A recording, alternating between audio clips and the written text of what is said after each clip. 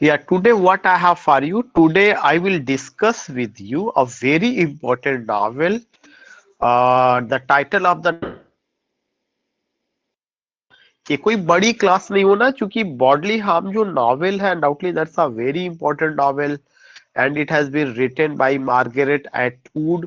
और आज हम उनका सेकंड नॉवेल डिस्कस कर रहे हैं because already I told you कि for UGC NET I will discuss three novels of Margaret Atwood. एक तो मैंने the Edible Woman yesterday I discussed with you and today I am discussing with you Bodily Harm. You when you go with this novel bodily harm, what you have to remember that number one point ki the novel is written by Margaret Atwood, a Canadian novelist, poet and journalist. Number one point already you know. The novel first published in 1981, जो novel पहली बार आता है या पहली बार है 1981 में, और जो पब्लिशर है उनका क्या नाम है, मैकडिलांड एंड स्टीवार्ट। जैसा कि पहले भी था, the same thing you find here, it was first published by McClelland and Stewart in 1981। इस नॉवेल से पहले जो है, बॉडली हार्म के आने से पहले, what has been written by Margaret Atwood, life before man. Bodily harm के आने से पहले उनका जो वर्क आया था उसका क्या नाम है, life before man. Bodily harm के बाद जो उनका वर्क आता है उसका नाम है the handmaid's tell.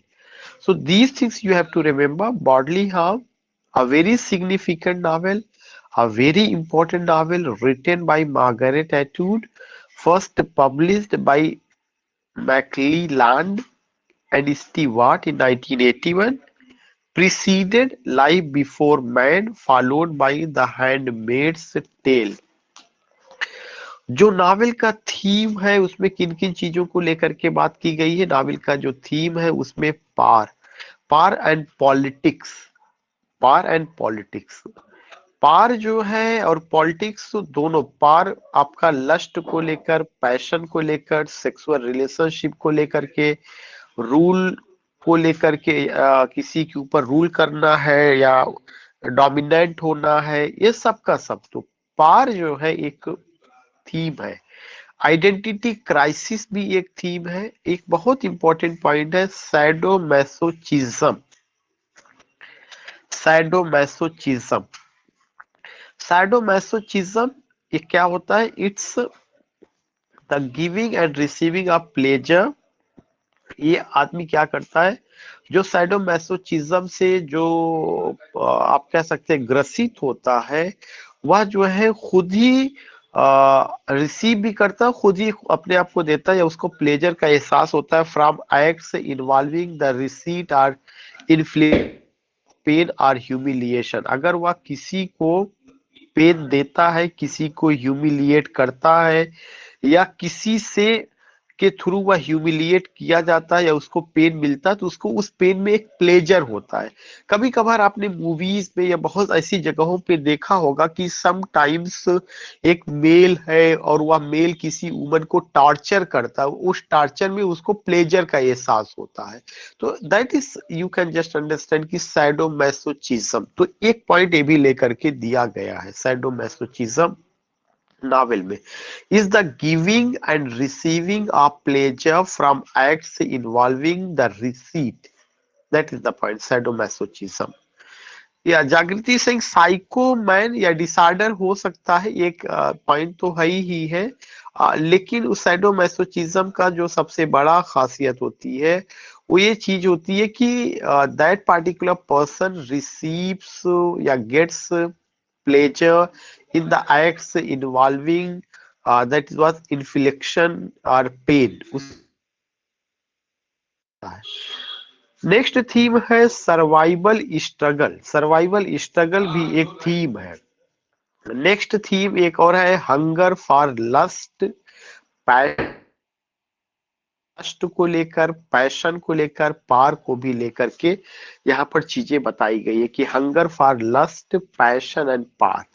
Now you see here, what you see here, that there are some important, ये तो हम लोगों ने बात किया बॉडली हार्म जो नावल है, जो नावल का थीम है, और जो कैरेक्टर्स है। अब अगर हम कैरेक्टर्स को लेकर के बात करते हैं, कैरेक्टर से पहले मैं सेटिंग को लेकर की, जो नॉवेल का सेटिंग है वो कनाडा में है और कैरेबियन आइलैंड में एक फिक्शनल प्लेस को दर्शाया गया है और वह सेंट एंटोइन करके है। ये दो प्लेस है जहां पे आप देख सकते हैं, कनाडा, कैरेबियन आइलैंड, सेंट एंटोइनी। तो you get here what you get here कि जो बॉडली हार्म जो नॉवेल है, इस नॉवेल में वही चीजें फिर फेमिनिस्ट पर्सपेक्टिव से चीजों को दिखाया गया है। इसे समझने के लिए हमें सबसे पहले एक चीज ये जानना जरूरी है कि जो कैरेक्टर है रेन, इसमें कौन कौन से, सबसे इंपॉर्टेंट कैरेक्टर है Rennie. Rennie Wilford. Rennie Wilford एक ट्रेवल रिपोर्टर है और जर्नलिस्ट है। Rennie Wilford is a travel reporter and journalist. और रेनी विल्फर्ड जो है ये एक ऐसी लेडी है जो कह सकते हैं आपकी ओपन माइंडेड है। Open minded in the sense कि she is a modern lady, she does not have any narrow thought. और दूसरा सबसे बड़ा चीज है कि उसके अंदर जो है hunger for lust, passion and power, खास करके लस्ट और पैशन, ये चीजें है।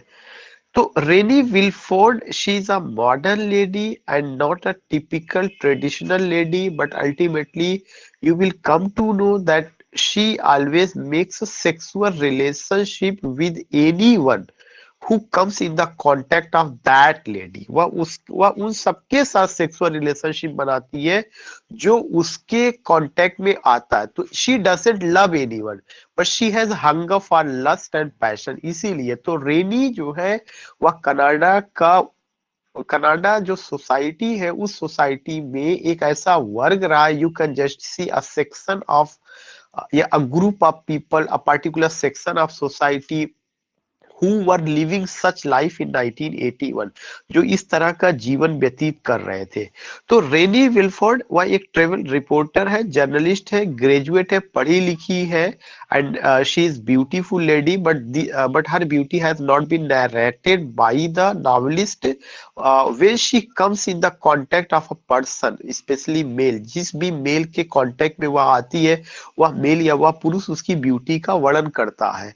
तो लेकिन उसके अंदर जो है वह क्या है, उसके अंदर का जो सबसे बड़ा डिजायर है, that desire is the desire of lust and passion. वह डिजायर लस्ट और पैशन का है।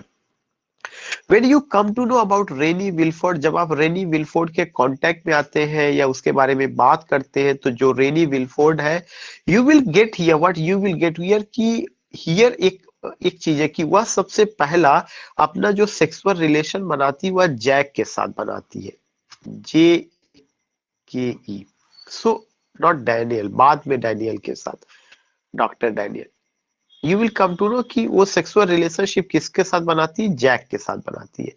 जब वो जैक के साथ सेक्सुअल रिलेशनशिप बनाती है तो इस सेक्सुअल रिलेशनशिप में कोई लव नहीं है। It was only a mechanical relationship, just like the typist girl madam Sosostris of the waste land of T S Eliot. जो टीएस एलियट का मैडम सोसोस्ट्रीस का था, टाइपिस्ट गर्ल का था, या some woman had been kidnapped and raped. So sex was what? Sex has been taken from materialistic purpose for lust, hunger, to quench, to just जो एक thirst है, उस थर्स्ट को बुझाने के लिए रहा। यही सेम चीज रेनी विल्फोर्ड और जैक के रिलेशनशिप में होता है। थोड़े समय बाद जो है रेनी विल्फर्ड को ये पता चलता है कि उसको ब्रेस्ट कैंसर हो गया है।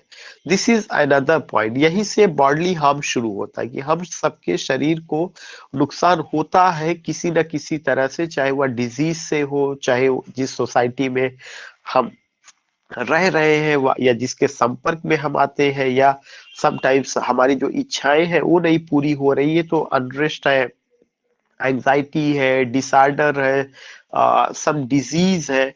तो यहाँ पे जो रेनी का बॉडली हार्म है वह एक डिजीज से होता है। वह डिजीज क्या है? वह डिजीज आपका कैंसर है। तो Renee is in trouble, Renee is in hardship, and Renee just takes this point की that she will not not be alive in coming days, आने वाले दिनों में वह जीवित नहीं रहेगी. She is in trouble, she has unrest, anxiety and not able to get proper sleep, आप कह सकते हैं. इस तरह का चीजें होती है. लेकिन रेनी को डॉक्टर डैनियल उसके संपर्क में आते हैं और डॉक्टर डैनियल कहते हैं कि मैं तुम्हारा this disease is undoubtedly incurable, लेकिन some part of your breast I will cut down and आपका इलाज प्रॉपर हो जाएगा. तो रेनी का जो इलाज होता है वो डॉक्टर डैनियल के द्वारा होता है. डॉक्टर डैनियल उनका इलाज करते हैं. जब डॉक्टर डैनियल उनका इलाज करते हैं तो सारी चीजें पॉजिटिव वे में चलती रहती है और रेनी रिकवर हो जाती है. जब रेनी रिकवर हो जाती है और इससे पहले जैक से उसका रिलेशन खराब हो चुका है, तो यहाँ पे रेनी और डॉक्टर डैनियल के बीच में एक तरह से physical relationship, it means that कि रेनी को ये लगता है कि डॉक्टर डैनियल बहुत अच्छे हैं और वह उनके प्रति काफी ग्रेटफुल है, काफी ज्यादा लॉयल है, डिवोटेड है. और उनके बीच में मैं तो ये नहीं कहूंगा कि कोई लव है, लेकिन रेनी के अंदर एक प्रॉब्लम है. वह क्या है? लस्ट का, पैशन का, सेक्सुअल रिलेशनशिप बनाने का. तो रेनी just makes a sexual relationship with who? With Dr. Daniel. This is the second man, या second male, या second man with whom she makes her relationship. ये एक पॉइंट होता है. डॉक्टर डैनियल से रिलेशनशिप वो बनाती है, चीजें हैं, but you will come to know. इसके अलावा अगर आप और देखेंगे तो डॉक्टर डैनियल के अलावा डॉक्टर मिनाव, दिस इज ये mister Minav, but there is doctor Minav. ये डॉक्टर मिनाव यहाँ से भी इनके रिलेशनशिप बनते हैं. डॉक्टर मिनाव, डॉक्टर डैनियल और जैक, ये तीन है. I would like to tell you कि जो पॉइंट यहाँ पर आता है, एक तो आप रेनी को देखते हैं कि रेनी के सामने कोई मजबूरी नहीं है, लेकिन आपको कभी लगेगा कि समटाइम्स इट सीम्स दैट कि Renee is not a woman, what is not such a woman what you and I are society expect. उस तरह की वह औरत नहीं है जो समाज उम्मीद करता है.